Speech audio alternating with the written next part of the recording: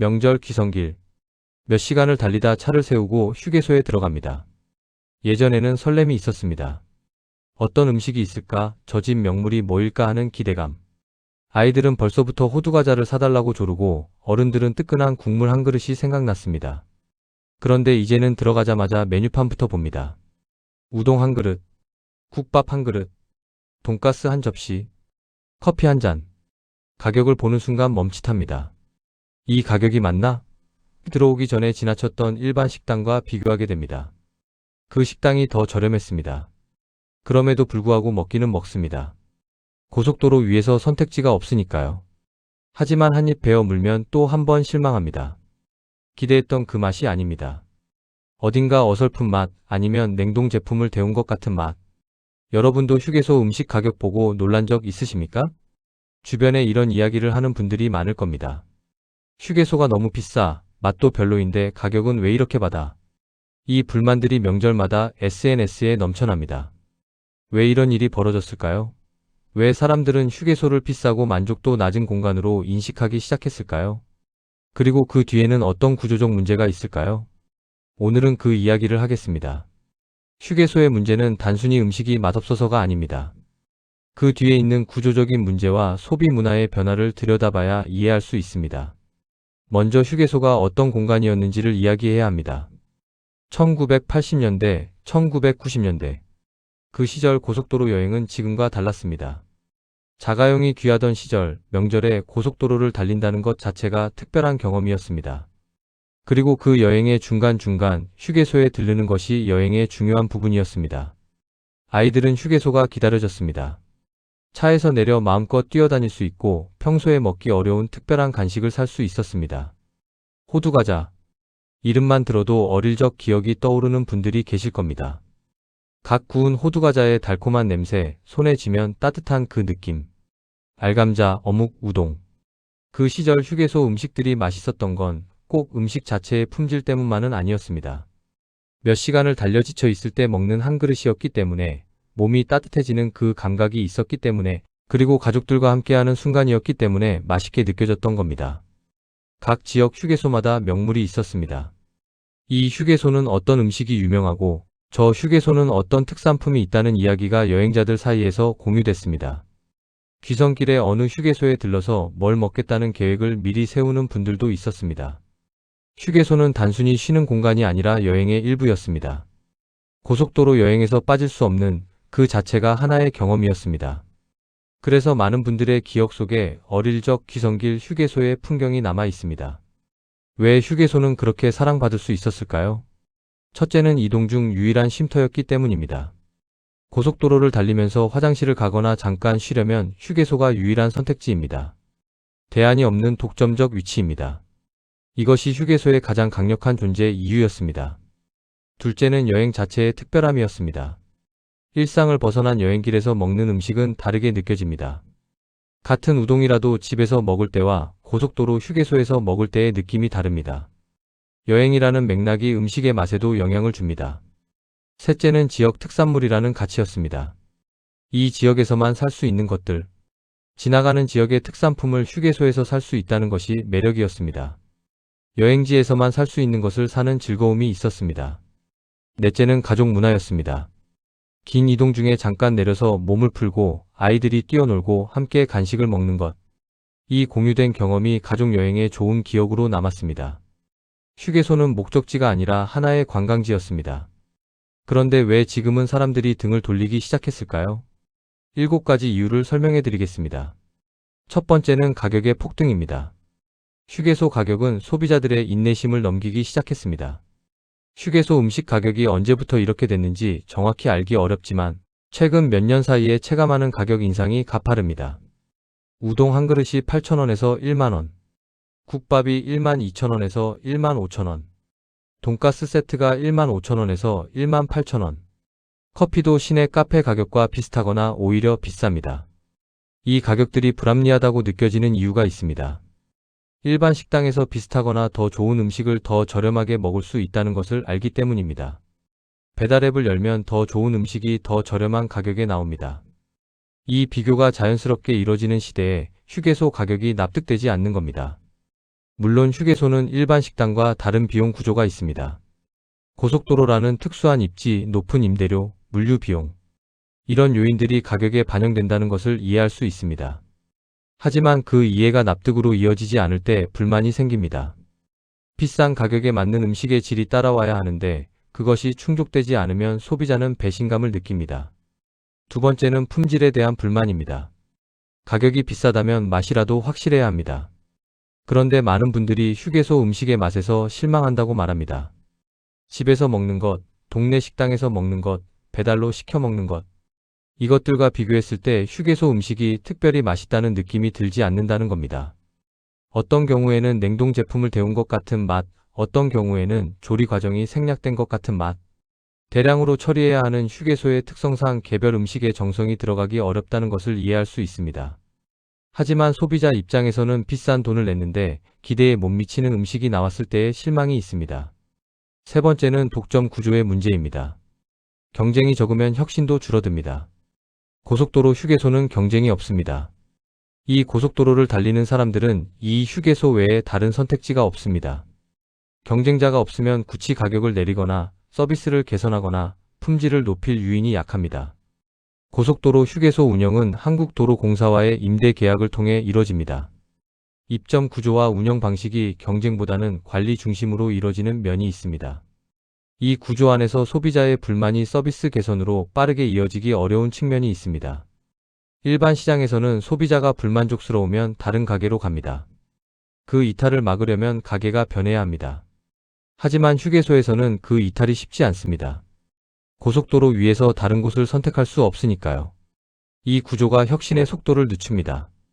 네 번째는 소비자 기대 수준의 상승입니다. 지금 소비자들은 10년 전과 다릅니다. SNS가 보편화되면서 맛집 문화가 확산됐습니다. 사람들이 맛있는 음식이 어떤 것인지에 대한 기준이 높아졌습니다. 유튜브에서 다양한 음식 콘텐츠를 보고, 인스타그램에서 맛집 사진을 보고, 배달앱에서 전문점 음식을 시켜 먹습니다. 이런 경험들이 쌓이면 음식에 대한 안목이 높아집니다. 예전에는 휴게소 우동이 특별하게 느껴졌을 수 있지만 이미 좋은 음식들을 많이 경험한 소비자들에게는 기대에 못 미칠 수 있습니다. 배달앱의 등장이 결정적인 역할을 했습니다. 이제 동네 중국집이 아니라 유명 맛집의 음식도 집에서 먹을 수 있는 시대가 됐습니다. 이 환경에서 소비자들의 기준점이 높아졌고 휴게소 음식이 그 기준을 충족시키기 더 어려워졌습니다. 다섯 번째는 여행 문화의 변화입니다. 전기차가 늘어나면서 고속도로 이용 패턴이 바뀌고 있습니다. 전기차는 급속 충전이 필요하고 그 충전 시간이 과거 주유소에서 기름을 넣는 것보다 길 수 있습니다. 하지만 동시에 충전 인프라가 다양한 곳에 설치되면서 꼭 휴게소가 아닌 곳에서도 충전이 가능해지고 있습니다. 자동차 기술의 발전으로 장거리 이동도 더 편안해졌습니다. 예전에는 장거리 운전 중 쉬어가는 것이 더 필수적이었다면 지금은 필요 이상으로 자주 멈추지 않는 경우도 있습니다. 내비게이션이 발전하면서 이동 시간도 효율적으로 계획할 수 있게 됐습니다. 어느 휴게소에 들러야 할지도 미리 계획이 됩니다. 그 계획 안에서 불필요한 휴게소 방문이 줄어들 수 있습니다. 여섯 번째는 고물가 시대의 영향입니다. 생활 전반의 물가가 올라가면서 사람들이 지출에 더 신경을 쓰게 됐습니다. 외식 자체를 줄이는 분들이 늘고 있는데 그 경향이 휴게소 식당에도 영향을 미칩니다.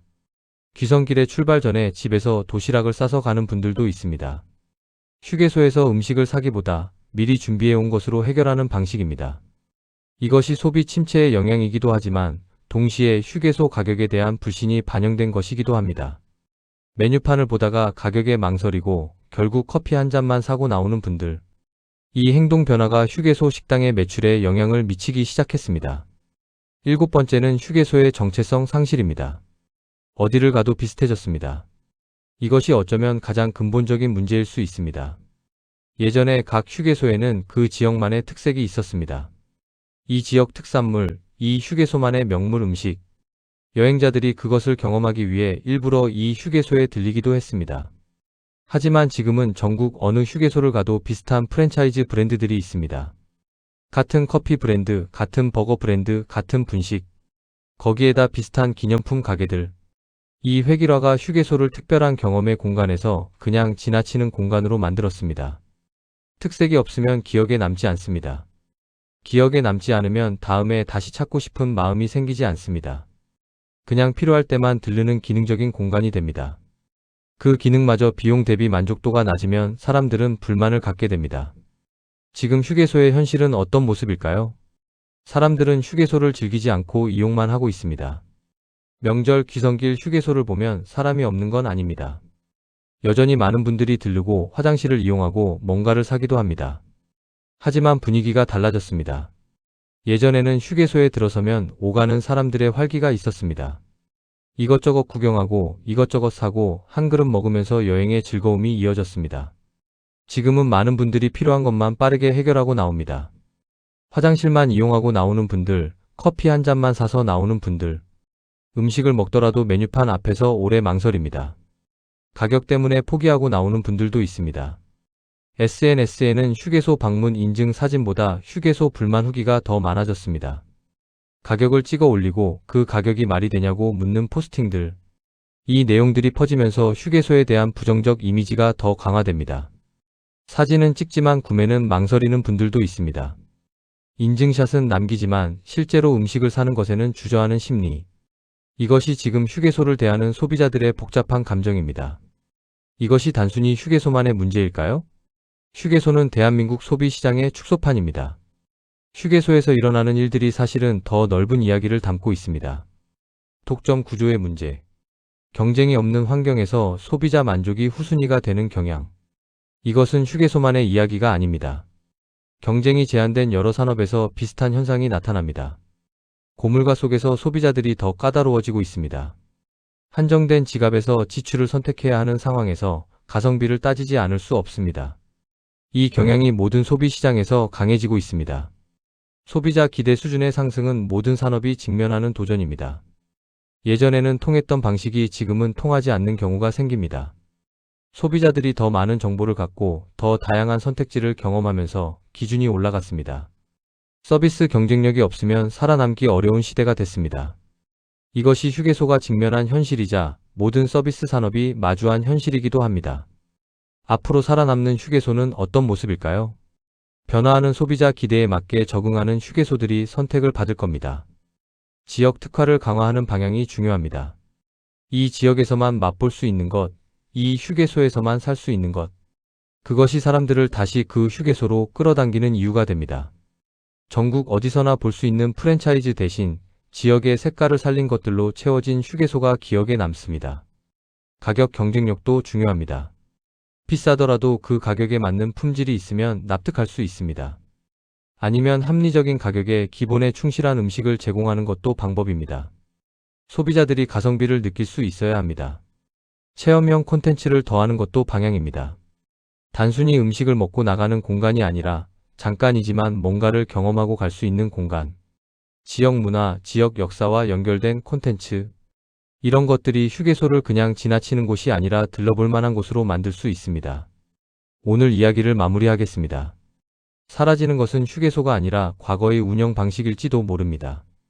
고속도로 휴게소는 사라지지 않습니다. 사람들이 고속도로를 이용하는 한 중간에 쉬어가는 공간은 필요합니다. 다만 그 공간이 어떤 역할을 해야 하는지, 어떤 가치를 제공해야 하는지가 변해야 합니다. 소비자는 점점 더 똑똑해지고 있습니다. 더 많은 정보를 갖고 더 다양한 것을 경험했고 더 높은 기준을 갖고 있습니다. 이 소비자들 앞에서 예전 방식으로는 살아남기 어렵습니다. 비싸기만 해서는 살아남을 수 없습니다. 독점적 위치라고 해서 영원히 그 위치를 유지할 수 있는 것도 아닙니다. 소비자들이 등을 돌리기 시작하면 그 영향은 서서히 하지만 분명하게 나타납니다. 결국 선택받는 곳만 살아남습니다. 소비자가 가격을 내도 아깝지 않다고 느끼는 곳, 다음에 또 들르고 싶다는 마음이 드는 곳, 여기에 들렀다고 다른 사람들에게 이야기하고 싶은 곳, 그런 곳이 살아남습니다. 귀성길 휴게소에서 호두과자를 손에 쥐고 가족들과 웃던 그 기억. 그 기억이 가능했던 것은 단순히 호두과자 때문이 아니었습니다. 그 공간에서의 경험 전체가 좋았기 때문입니다. 그 경험을 다시 만들어낼 수 있다면 휴게소는 다시 여행의 설레는 일부가 될 수 있습니다.